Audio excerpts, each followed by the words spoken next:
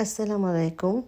রোজার মাসে প্রতিদিনই ইফতারির জন্য মসজিদে যেতাম। এটা আসলে একটু টিকটকের ভিডিও ছিল, সেটাই আমি অ্যাড করেছি। এডিট করা ভিডিও, এত সেজেগুজে কখনোই মসজিদে যাই না। খুব সিম্পলভাবেই যাই। যাক, এই যে মসজিদে গেলেই দেখুন কি সুন্দর করে খাবার রেডি করে রাখে, ভালোই লাগে। আর যেদিন মসজিদে যাই না সেদিন বাসায় ইফতার করি। আর ছেলের জন্য অনেক সময় ইফতার করে রেখে যাই। তো সেই দেখুন, ছেলেও যেহেতু ঘরে রোজা থাকে, ওর জন্য ইফতার তৈরি করি। আর ইফতার সাজিয়ে রেখে ছেলের জন্য তারপরেই মসজিদে যেতাম।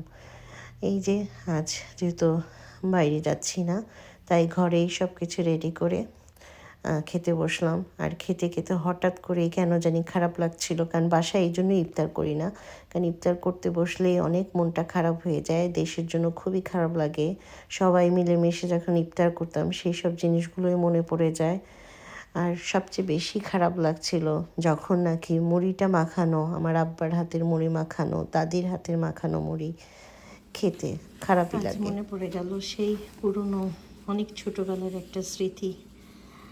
রোজার মাসে যখন আমরা ছোট ছিলাম, নামাজের পরে দাদির সবার ঘর থেকে দাদির কাছে ইফতার যেত এবং দাদি সবসময় ইফতারটাকে এইভাবে মাখিয়ে সব নাতি নাতকুরের জন্য রেখে দিত, একসাথে খাবে। এবং আমরা তারা বিশেষ করে যখন দাদির কাছে যেতাম, তার হাতের মাখানো সেই মুড়ি মাখানো, এবং মুড়িগুলো ঠিক সফট হয়ে যেত, একদম নরম হয়ে যেত।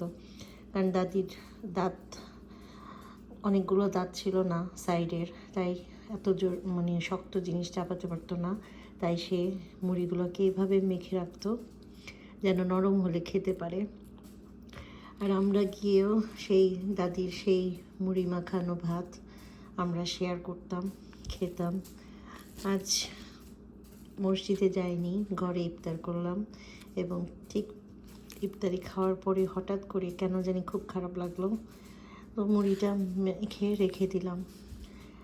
নামাজ শেষ করে যখন একটু রেস্ট নিয়ে, অনেক রাত হয়ে গেছে, তারপরে যখন মুড়িটা দেখছি, ঠিক সেই ছোটোবেলার স্মৃতি আবার মনে পড়ে গেল। আল্লাহ তাকে ভালো রাখুক, জান্নাতবাসী করুক। ছোটোবেলা দাদির হাতের মাখানো সেই মুড়ি আজ যেন ঠিক সেম ওরকমই লাগতেছে, শুধু মানুষটা নেই।